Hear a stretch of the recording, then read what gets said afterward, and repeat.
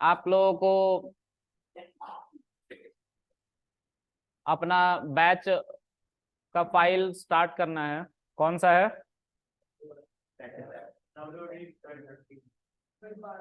ये है ना?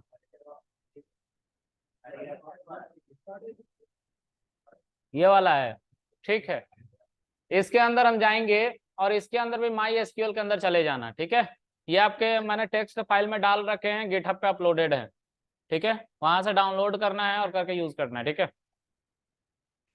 Jupiter lab. ठीक है, सब करो, नहीं तो फिर इंस्टॉल ये तुम कनेक्ट नहीं कर पाओगे, मुझे यकीन है इस बात का।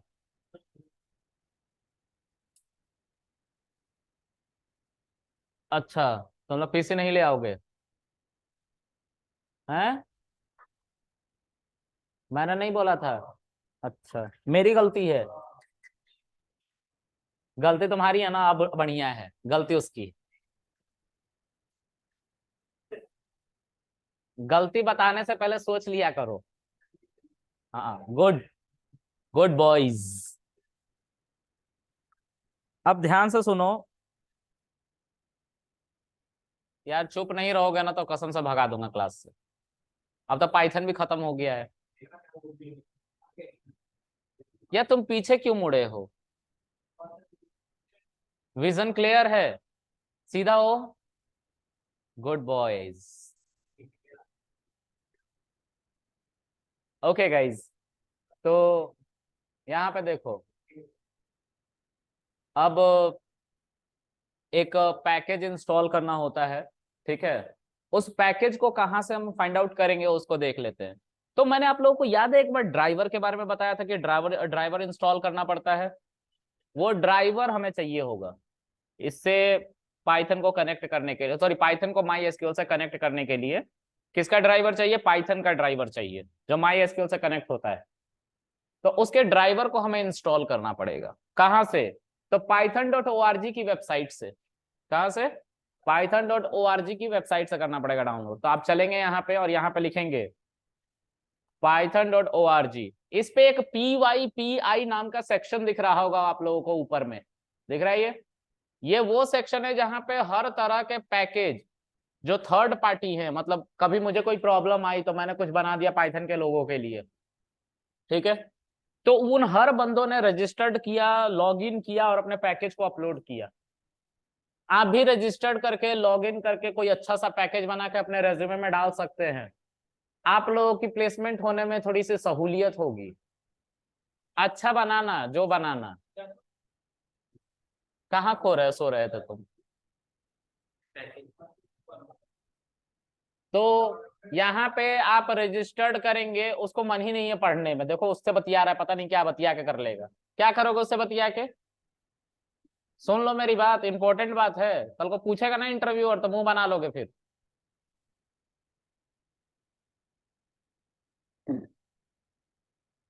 रजिस्टर्ड करेंगे, लॉगिन करेंगे, तो हमें करने की जरूरत नहीं है अभी। ये कब करना है? जब आप पाइथन की मदद से कोई ऐसी प्रॉब्लम आप फेस कर रहे हो। जैसे किसी बंदे ने, पाइथन जब पहली बार बन के आई थी मार्केट में तो वो नेटवर्किंग के लिए बन के आई थी 1991 में, क्योंकि CWI नेटवर्किंग रिलेटेड सॉफ्टवेयर बनाता था। ठीक है, तो वो पूरी तरह से नेटवर्किंग बेस्ड था। ठीक है, फिर धीरे धीरे पाइथन अपने आप को बिल्ट करता गया, लेकिन नेटवर्किंग में ही 1995 तक। ठीक है, क्योंकि CWI में रोशन 1995 तक रहे थे, 1982 से लेके, और 1989 में पाइथन बनाने का उनको थॉट आया था। और 1991 में पाइथन बिल्ट होके मार्केट में उतार दी गई थी, लेकिन कोई यूज नहीं कर रहा था। तो पाइथन को टेस्ट करने के लिए कि टेस्ट करके देखते इसमें क्या क्या प्रॉब्लम है, पाइथन से उन्होंने CWI में आने वाले सॉफ्टवेयर को ही बनाना शुरू किया जो नेटवर्किंग रिलेटेड था। ठीक है, तो उन्होंने CWI में जो सॉफ्टवेयर बनाया, उसके बाद जो क्लाइंट का रिस्पॉन्स है कि इसमें ये प्रॉब्लम है, इसमें वो प्रॉब्लम है, उस प्रॉब्लम को उन्होंने ठीक किया, पैच किया। ठीक है, पैच क्या होता है? तो मान लीजिए गूगल को किसी ने हैक कर लिया किसी मोड से और उसको यूट्यूब पे रिवील कर दिया, तो गूगल उस समय तक हैक होते रहेगा। किस समय तक? जब तक उनके डेवलपरों को यह बात पता ना चले कि कहां से हैक हो रहा है और उसके पैच ना लगाए। पैच मतलब उसकी कोडिंग को और टफ ना करे जाके, कि अब उस उस तरीके से हैक नहीं होगा। आप लोगों ने यूट्यूब पे देखा होगा वाईफाई को हैक करे, कंपनी नहीं देख रही है क्या? देख रही है तो पैच निकालेंगी। उस प्रोसीजर से आप कभी भी हैक नहीं कर पाओगे वाईफाई को, वही बंदा सिर्फ हैक कर पाएगा। आप हैक करने जाओगे तो नहीं हैक होगा, क्योंकि उसके पैच आ चुके हैं, उसका समाधान कर दिया गया, अब नहीं हैक होगा। तो ये जो लोग हैं जो रिवील कर रहे हैं चीजों को, इनके पैच आते रहते हैं। आप लोगों ने एक झूठी कहानी सुनी होगी, बिहार के एक बंदे ने गूगल को 52 सेकंड्स के लिए हैक किया, 3.75 करोड़ का उसका पैकेज लग गया, गूगल ने उसको अपने कंट्री में बुला लिया। ऐसा कुछ नहीं हुआ है। लेकिन अगर ऐसा होता तो गूगल सबसे पहले पैच निकालता उसका, कि और कोई हैक ना करे उस प्रोसीजर से।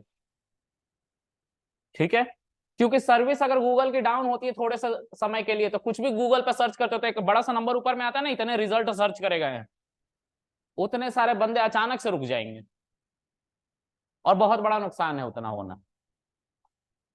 ठीक है, तो उसके पैच तुरंत निकाले जाएंगे, और उस बंदे को शाबाशी नहीं, जेल होगी।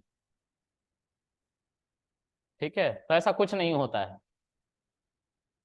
अनऑथराइज्ड एक्सेस गेन करना किसी के भी प्रॉपर्टी पे इलीगल एक्टिविटी में आता है।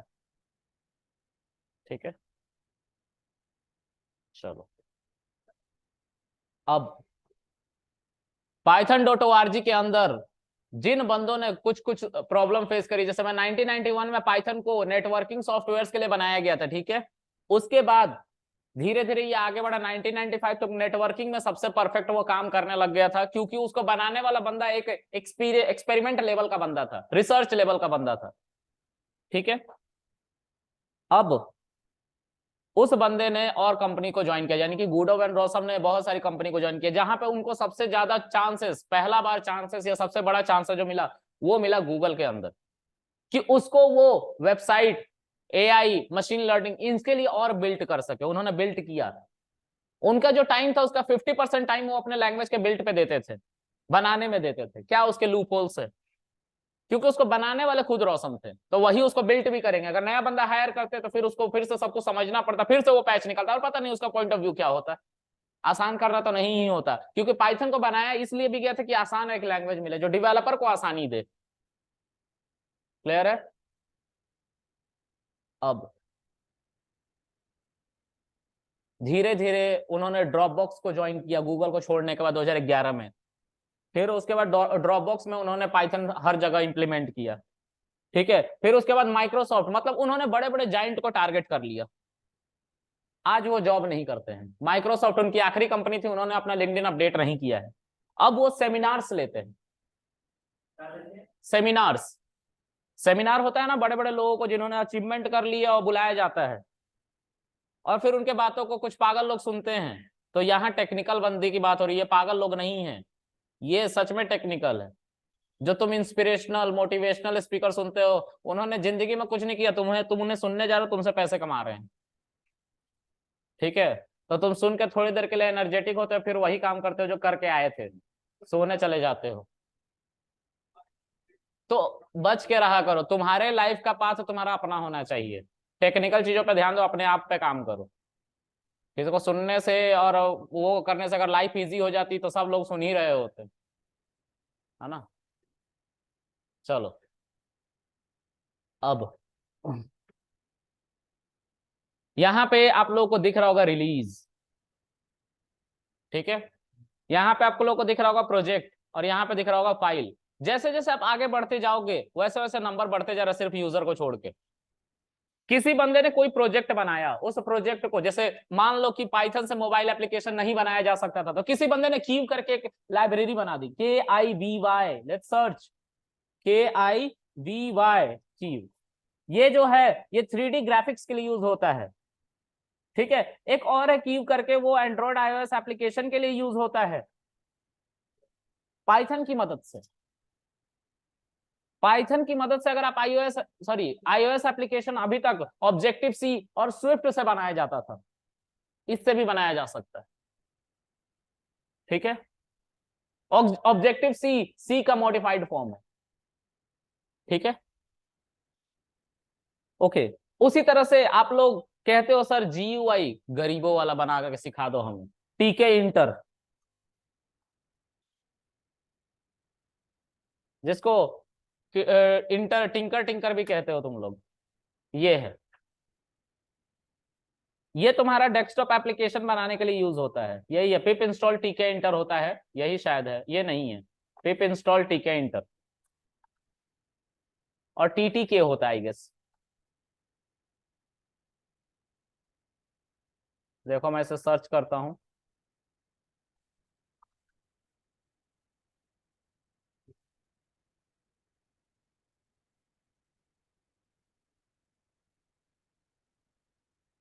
ये देखो पाइथन टीटी के बोला था ना, ये है। पैकेज का नाम क्या है? पाइथन डैश टीके।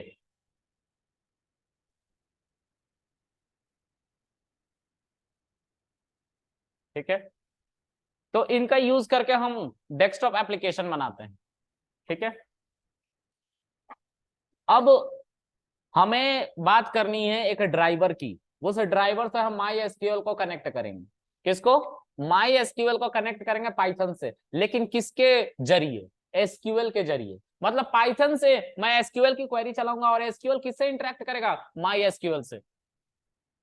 ठीक है, चलो तो यहां पे लिखो माई एसक्यूएल कनेक्टर।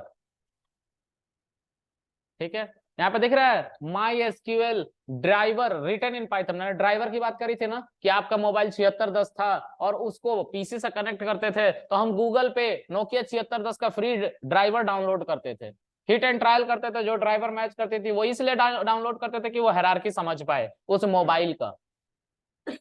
आज के समय में आप यूएसबी माउस लेके आते हो, ये भी एग्जांपल दे रखा है। यूएसबी माउस लेके आते हो वायरलेस या वायर्ड वाले, लगाते हो पीसी में, एक सॉफ्टवेयर बाय डिफॉल्ट चल जाता है। बात मत करो प्लीज। ठीक है, एक सॉफ्टवेयर बाय डिफॉल्ट चल जाता है। वो सॉफ्टवेयर बाय डिफॉल्ट बस उस माउस के कॉन्फ़िगरेशन को समझने में हेल्प कर रहा है। अगली बार से आप उसको कनेक्ट करोगे कोई भी सॉफ्टवेयर नहीं चलेगा। फिर किसी नए डिवाइस में उसी माउस के यूएसबी को कनेक्ट करोगे, वहां पे भी वो सॉफ्टवेयर चलेगा। ठीक है, तो उसी तरह का ड्राइवर अब हमें चाहिए माई एसक्यूएल से पाइथन को कनेक्ट करने के लिए। तो MySQL driver written in Python, ये जो माई एसक्यूएल का ड्राइवर है दो तरीके से लिखा जा सकता है। पहला ये है, मान लो एसक्यूएल, ये क्या है? एसक्यूएल। एसक्यूएल मान लो कि सी सी प्लस प्लस में लिखा हुआ है। ठीक है, तो इसके ऊपर एक रैपर लगा दो और फिर उसके बाद पाइथन से कनेक्ट करो। तो ये रैपर जो है वो पाइथन का है, इसके अंदर जो कोड चल रहा है किसका चल रहा है? सी सी प्लस प्लस का चल रहा है। तो ये प्योर इंप्लीमेंटेशन नहीं है पाइथन का। प्योर इंप्लीमेंटेशन मतलब कि अगर मैं कुछ भी यहां से क्वेरी चलाऊं तो यहाँ पे पहले तो एक्सचेंज होगा, फिर एसक्यूएल को बताया जाएगा, फिर एसक्यूएल जो आंसर जनरेट करेगा उसको फिर से रिकन्वर्ट किया जाएगा पाइथन में, फिर यूजर को बताया जाएगा। तो मतलब इसमें टाइम बर्बाद होगा। हम इस टाइम को नहीं बर्बाद होने दे सकते। इसी की वजह से प्योर इंप्लीमेंटेशन मतलब कि पूरा का पूरा ये वाला जो चीज है उसको भी पाइथन में लिखो, तुम सब कुछ पाइथन में लिखो। ऐसा एक्सचेंज वाला सिनेरियो नहीं चाहिए हमें, जिससे फास्ट चल सके, कन्वर्जन टाइम घट सके। ठीक है, तो इसके लिए हम प्योर इंप्लीमेंटेशन की बात कर रहे हैं। ठीक है, अब आप एक टूल डाउनलोड करेंगे, माई एसक्यूएल कनेक्टर आप डाउनलोड करेंगे, तो एक दिक्कत हो सकती है कि आपका वो एसक्यूएल से नहीं चलेगा। सॉरी, एसक्यूएल कह रहा हूं, वीएस कोड से या फिर जुपिटर से नहीं चल पाएगा। कल ही मैंने पढ़ाया है इसको, कनेक्टर को, और वो नहीं चल रहा था। ठीक है, दिक्कत थी उसमें, नहीं चल रहा था, एक प्रॉब्लम आती है। ठीक है, उस प्रॉब्लम को अगर तुम 230 वाले बैच के वीडियो में देखोगे तो मिलेगा कल में। ठीक है, तो मैं उस प्रॉब्लम को दूर करने जा रहा हूँ। मैंने डायरेक्ट उसी पैकेज को बताऊंगा इंस्टॉल करने के लिए जो मैंडेटरी है, जो जरूरत है। तो यहाँ पे आप लिखोगे MySQL hyphen connector hyphen Python. ये दिख रहा है आप लोगों को, MySQL driver written in Python, ये भी एक पैकेज है। जुलाई 18 2023 में इसका नया अपडेट आया था। इस पे जब आप क्लिक करोगे तो ये वाला है आपका, जिसको आपको अपने सीएमडी से चलाना है। किससे? सीएमडी से। या जुपिटर लैब के शेल में भी चल जाता है ये। तो इसको कॉपी कर लो, यहां से कॉपी हो जाएगा। यहाँ पे आ जाओ, यहाँ पे एक फाइल बना लो और इसको कनेक्टर ही नाम दे दो।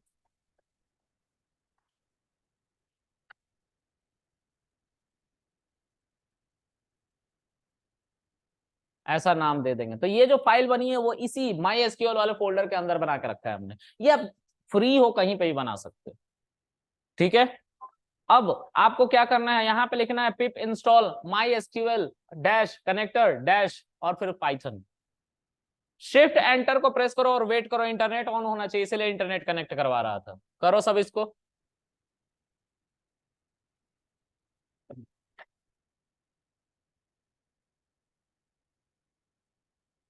ये देखो मेरे में ऑलरेडी इंस्टॉल्ड था, इसीलिए ये इंस्टॉल होने के बाद और रिक्वायरमेंट ऑलरेडी सेटिस्फाई दिखाने के बाद लास्ट में एक नोट दिखा रहा है, कह रहा है कि इस जुपिटर लैब को एक बार बंद करके रीस्टार्ट करना इसको इंस्टॉल करने के बाद। हमने बोला ठीक है हम कर लेंगे, क्योंकि अब ये शेल शुरू से चलेगा ना, तो मैं इसको कमेंट कर देता हूँ क्योंकि एक ही बार चलाना होता है। इंस्टॉल हो गया है अब ये, अब इसको बंद कर लो। कर लिया बंद, इसको भी बंद कर लो और फिर से यहीं पे जाके क्या लिखोगे, जुपिटर सर लैब। एक बार रिपीट करना। क्या रिपीट करना मैम? सर माइस्क्वेल हाइफन कनेक्टर फिर अभी दिखा रहा पाइथन, हूँ, इसको अभी सर्च दिखा रहा कर। हूँ, अभी दिखा रहा हूँ, रुक जाओ। रिपीट सर्च मत करो, इसको लिखो। इसको शेल में इतना ओके। लिखो, हैश मत लिखना। यार बात करने की जरूरत क्यों पड़ रही है, मैं बता नहीं रहा हूँ क्या कि समझ में नहीं आ रहा है? प्लीज बात मत करो। क्या प्रॉब्लम है पूछो ना सीधा, नहीं बता रहा हूँ तो बात करते हैं। आपस में क्या बात करो, मेरे से ज्यादा बताएगा क्या तुम्हारा बगल वाला? मत बात करो प्लीज।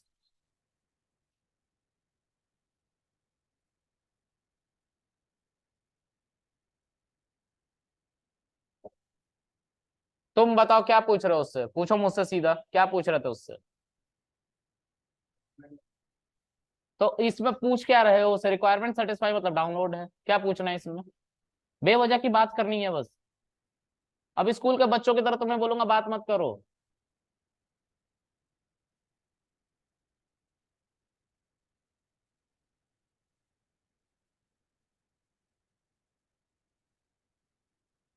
अब इसको कमेंट इसलिए मैंने लास्ट टाइम किया था कि चलाने से ये चले ना, और आप लोगों के नोट्स की तरह भी रहे कि कैसे इंस्टॉल करते हैं, ठीक है, इसलिए किया था, ठीक है।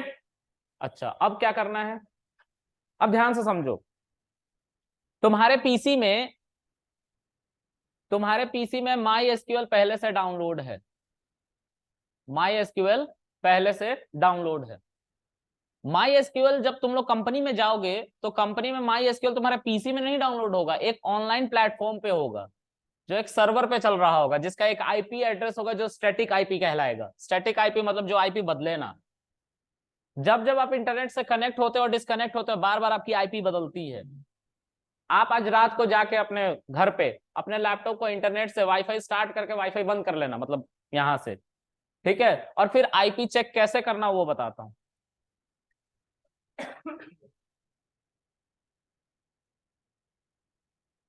यहाँ पे जाना और यहाँ पे लिखना आईपी कॉन्फ़िग, ठीक है। तो यहाँ पे कुछ नंबर बदले हुए तुम्हें नजर आएंगे, जैसे ये है ना, ये बदला हुआ थोड़ा नजर आएगा।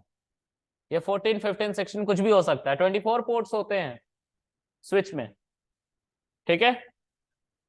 तो उनमें से कुछ भी पिक करेगा, डिस्कनेक्ट करके कनेक्ट करना। तो ये हमारा डायनेमिक है, स्टैटिक नहीं है। मतलब ऐसा समझो कि तुम्हारे तक मुझे अगर पहुंचना है तो मैं तुम्हारा एक परमानेंट एड्रेस नहीं जानता, तुम हर दूसरे दिन अपना घर बदल लेते हो। तो क्या तुम्हारे वेबसाइट पे क्राउड आएगा अगर तुम्हारा वेबसाइट का आईपी एड्रेस ऐसा होगा तो?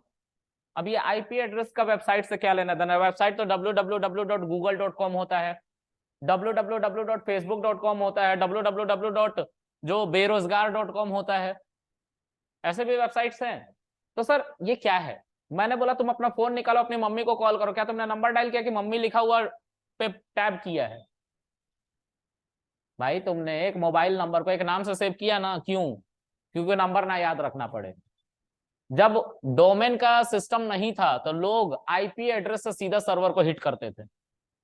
ठीक है, डोमेन इसलिए रखा गया कि वेबसाइट का आईपी एड्रेस आपको याद ना रखना पड़े, नाम से काम चल जाए। और तब से लेके अब तक 7 बिलियन से ज्यादा वेबसाइट्स चल रही हैं। अगर किसी वेबसाइट पे पहुंचना है तो सिर्फ उसके स्पेसिफिक डोमेन को लिखो, आप पहुंच जाओगे वहां पे।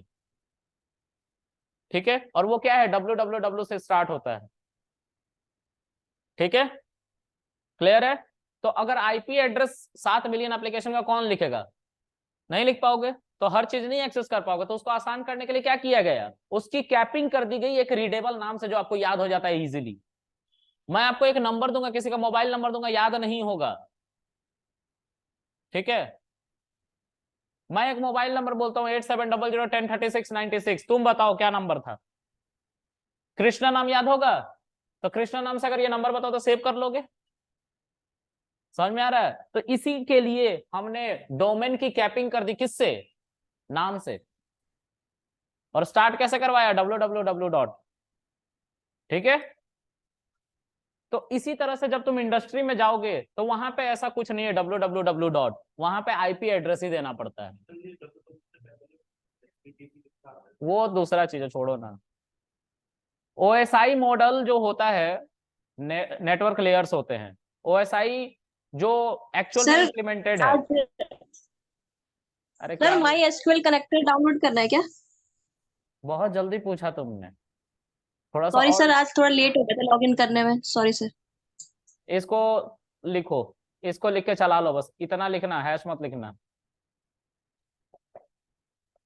तो इस अरे यार, ट्विटर लैब अब सुनो, एक काम करना, चलाकर। वीडियो रिकॉर्डिंग देखना, ठीक है, अभी चुप रहो। ओके। तो पिप इंस्टॉल, सॉरी, मैं क्या कर रहा था, ओएसआई मॉडल। ठीक है, और उसमें 4 लेयर्स होते हैं जो इंप्लीमेंटेड है, जो एक्चुअल में इंप्लीमेंट हो रही हैं। उसमें से एचटीटीपी बिलोंग करता है गाइस। वो दूसरा कॉन्सेप्ट है, नेटवर्किंग का कॉन्सेप्ट है। ठीक है, अगर किसी ने बीसीए किया होगा तो नेटवर्किंग के बारे में पढ़ा होगा उसमें। ओएसआई मॉडल होता है और एक 7 लेयर मॉडल होता है। ठीक है, उसका भी कुछ नाम है, अभी जहन में नहीं आ रहा मेरे। ठीक है, तो उसमें कुछ लेयर्स होते हैं, उन लेयर्स की बात हो रही होती है। उन लेयर में ये सब आते हैं, एचटीटीपी, यूडीपी, टीसीपी, आईपी, ये सब। ठीक है, चलो अब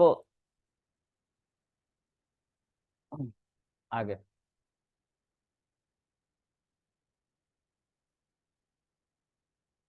यहाँ पे हमें क्या करना है वो देखो, हमने जो इतनी कहानी कही उसको फिर से कहना पड़ेगा, क्योंकि आपको कनेक्ट करा के दिखा रहे हैं। ठीक है, तो यहाँ पे आपको लिखना है सबसे पहले एक पैकेज जो अभी अभी आपने इंस्टॉल किया है। तो उस पैकेज को कैसे इंपोर्ट करते हैं वो देखते हैं।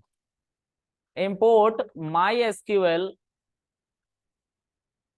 डॉट कनेक्टर एज एसक्यूएल, क्योंकि इतना बड़ा नाम मैं बार बार नहीं लिखूंगा, माई एसक्यूएल कनेक्टर। ठीक है, माई एसक्यूएल नाम के पैकेज, कौन बतिया रहा है यार,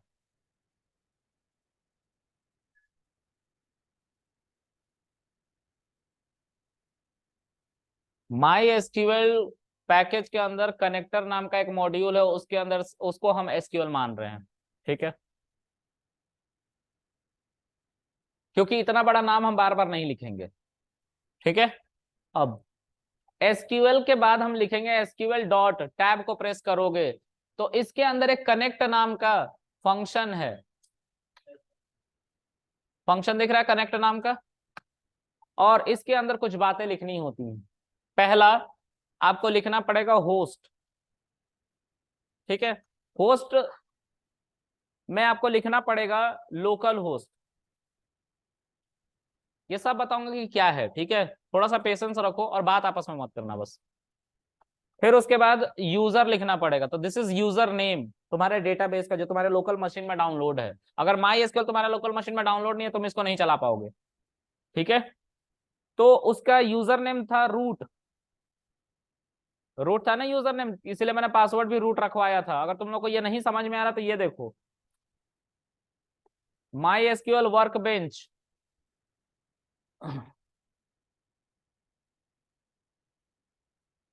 ये तुम्हारा वर्क बेंच है। देखो यहाँ पे जब क्लिक करोगे तो देखो यूजर रूट लिखा हुआ है और पासवर्ड क्या लिखा हुआ है, पासवर्ड भी रूट था हमारा। जैसे ही मैं रूट पासवर्ड डालूंगा, ओके करूंगा, तो ये खुल जाएगा।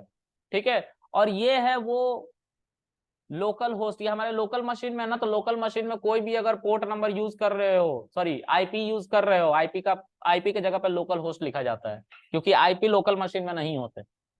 ठीक है, ये आईपी पे चलेगा ना, इंटरनेट पे कहीं डेटाबेस रखा रहेगा, हमारे पीसी से वो कनेक्ट होगा, तो उस डेटाबेस का हमेशा ऑनलाइन होना जरूरी है, और उसको हम आईपी एड्रेस से कनेक्ट करते हैं, अभी बताऊंगा। तो रूट यूजर था, रूट पासवर्ड था, देखो खुल गया ना डेटाबेस। अच्छा, तो यहाँ पे वही यूजर लिखा हूं मैं, यूजर रूट है, और पासवर्ड लिखो या पास लिखो, जो तुम्हारी मर्जी वो लिखो। ठीक है, तो यहाँ पे तुम लिखोगे इसको रूट। अब इतना करने के बाद इसको एक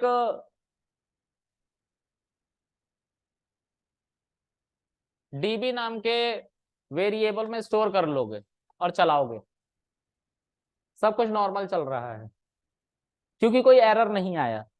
ठीक है, अगर चेक करना है तो सिर्फ यहाँ पे एक प्रिंट लिख के देख लो, ऐसे ही कुछ, हेलो डेटाबेस, ऐसा। अगर ये ऊपर वाली लाइन सही सलामत चली तो जाहिर सी बात है ये भी चलेगा। ठीक है, सब कुछ सही सही चल रहा है, इसीलिए हमारा इंटरप्रेटर एरर नहीं दिखा रहा। देखो पासवर्ड मैं गलत लिख रहा हूं और देखना है एरर, पासवर्ड गलत हो गया ना, आ गया एरर। डेटाबेस से कनेक्ट करने की कोशिश करा था, नहीं हुआ, तो पासवर्ड क्या कह रहा है भाई, पासवर्ड जो है वो गलत है, एक्सेस डिनाइड हो गया है। ठीक है, तो हमें क्या करना पड़ेगा, इस पासवर्ड को सही लिखना पड़ेगा, एंड सी हम फिर से कनेक्ट हो गए डेटाबेस से। ठीक है, और अगर यूजर आईडी तुमने गलत लिख दिया तो भी सेम एरर, ये यूजर आईडी तुम्हारा गलत है। ठीक है, तो यहाँ पे यूजर आईडी सही करो। अब क्योंकि ये एक पोर्ट नंबर पे भी चलता है 3306, अभी माई एसक्यूएल पे देखा था हमने। ओह शिट, ये दिख रहा है यहाँ पे 3306 पोर्ट नंबर, यहाँ पे दिख रहा है ये 3306, इस पोर्ट नंबर पे ये चलता है। तो पोर्ट नंबर एक इंटीजर वैल्यू है। ठीक है, आप इसको स्ट्रिंग में भी लिख सकते हो और इंटीजर में भी लिख सकते हो, तो मैं प्रेफर करूंगा कि आप इसको इंटीजर में लिखो। तो क्या लिखना पड़ेगा, पोर्ट इक्वल्स टू 3306, अभी भी सब ठीक ठाक चल रहा है। तो इस डीबी नाम के वेरिएबल, डेटाबेस एक बहुत शक्की इंसान है। शक्की इंसान मतलब, अभी तुम जाओगे यूजर आईडी पासवर्ड देके कुछ लेके आओगे और फिर तुरंत जाना पड़ेगा ना वापस, तो फिर से बोलेगा कौन हो तुम, तो फिर सब कुछ बताना पड़ता है। मैं अभी इसके बारे में बात करूँ, लोकल होस्ट के बारे में बात ही नहीं करी, अभी करता हूँ मैं बात।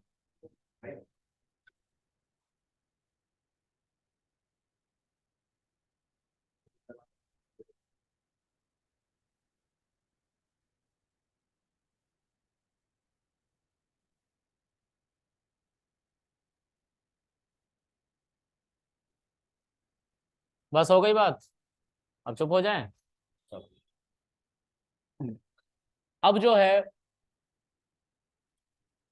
डीबी जो है वो एक वेरिएबल है। अब ठीक से समझो इसकी कहानी को, मैं पहले लिख देता हूं पूरा फिर समझाता हूं एक ही बार। ठीक है, तो हमारा डेटाबेस कनेक्टेड है। अब यहाँ पे डीबी के ऊपर डॉट लगा के एक कर्सर बनाते हैं हम, कर्सर दिख रहा है, कर्सर एक फंक्शन होता है। ठीक है, अच्छा फंक्शन नहीं, मेथड, मेथड होता है कर्सर। मेथड क्यों, क्योंकि ये एक ऑब्जेक्ट डीबी के ऊपर चल रहा है, dB dot. Object oriented programming में पढ़ाया है ना, जब कभी किसी चीज को वेरिएबल को असाइन करते हैं तो उसके ऊपर, उस वेरिएबल के ऊपर अगर कोई डॉट लग के पैरेंथेसिस वाला फंक्शन चलता है तो उसको मेथड कहते हैं, ये बता रखा है मैंने। ठीक है, तो ये क्या है, डीबी ऑब्जेक्ट है और कर्सर मेथड है। अब इसको एक और थर्ड वेरिएबल में स्टोर करो जिसका नाम हम कर्सर रख देते हैं, तो कर्सर का शॉर्ट फॉर्म कर, ये रख देते हैं। अब इस कर्सर से ही हम एसक्यूएल को चलाएंगे। तो एसक्यूएल को चलाने के लिए एक और मेथड लगता है जिसका नाम है एग्जीक्यूट। दिख रहा है, एग्जीक्यूट। अब इसके अंदर एसक्यूएल की क्वेरी लिखते हैं, सेलेक्ट एस्ट्रिक फ्रॉम। तो सेलेक्ट एस्ट्रिक करने से पहले हमें पहले यूज डेटाबेस करना पड़ता था ना, या शो डेटाबेस करना पड़ता था ना। तो तुम्हें ये करने की जरूरत नहीं है, वो तो हम अपने लिए करते थे कि हमें समझ में आए, हमें याद रहे कि क्या क्या है आखिर डेटाबेस में। हम यहाँ पे सीधा यूज कर सकते हैं अपना डेटाबेस। यूज कौन सा था हमारा, वीकडेज 12, वीकडेज 12। हम डेटाबेस की बात कर रहे हैं, वीकडेज 12। ठीक है, शिफ्ट एंटर। ठीक है, हमने सीधा इसको यूज कर लिया। लेकिन अगर आप चाहते कि नहीं हम शो डेटाबेस चलाना चाहते हैं, शो डेटाबेसेस, ठीक है, तो एक लूप की मदद से सभी डेटाबेस को तुम देख पा रहे हो। अब ध्यान से समझो क्या था। ये एक इंसान है, इस इंसान को हमने एक गाड़ी दे दिया या एक ट्रॉली दे दी। ठीक है, एक ट्रॉली हमने दे दी। ठीक है, इस ट्रॉली को लेके ये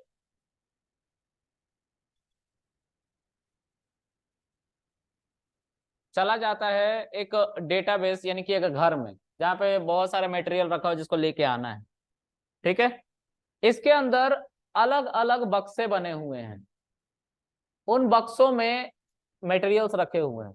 ठीक है, अच्छा, यहाँ पे है एक गेट कीपर जो क्या पूछता है, हमेशा बोलता है कि अपना पहचान बताओ। ठीक है, और जैसे ही पहचान बताता है ये बंदा, यहाँ पे आके उसको एंट्री दी जाती है।